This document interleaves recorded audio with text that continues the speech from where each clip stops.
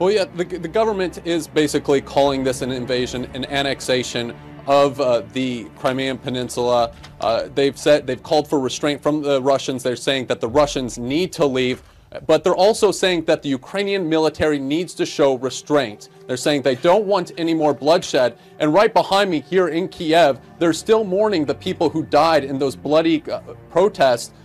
Just very recent, dozens of people died there. They're still mourning. They don't want to see any more bloodshed. They're trying to go to the international community. They're trying to go to the United Nations Security Council, which is convening. They're trying to also go to the European Union to send monitors here to make sure that the sovereignty of Ukraine is respected, Jake.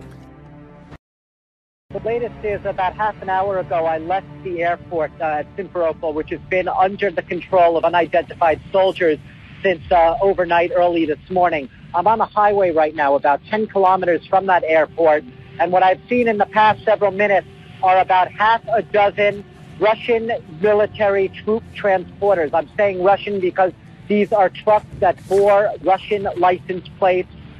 They were carrying troops. We briefly saw that they were troops, armed troops. They were all headed in the same direction. They bifurcated in a road. Some started going on the road towards Yalta, but pulled over, perhaps because they saw us following behind them.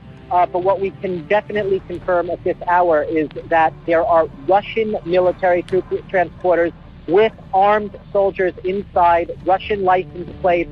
They are on the move, and they are going somewhere, half a dozen of them. So there's definitely some military movement adrift, and Ukrainians we've been speaking to say that this is inhabitual. They are not accustomed to seeing Russian trucks, Russian military trucks, carrying armed men on the roads in and around this capital. They began seeing them really yesterday, early yesterday, and today there seems to be a heavier presence. We saw lots of trucks coming and going.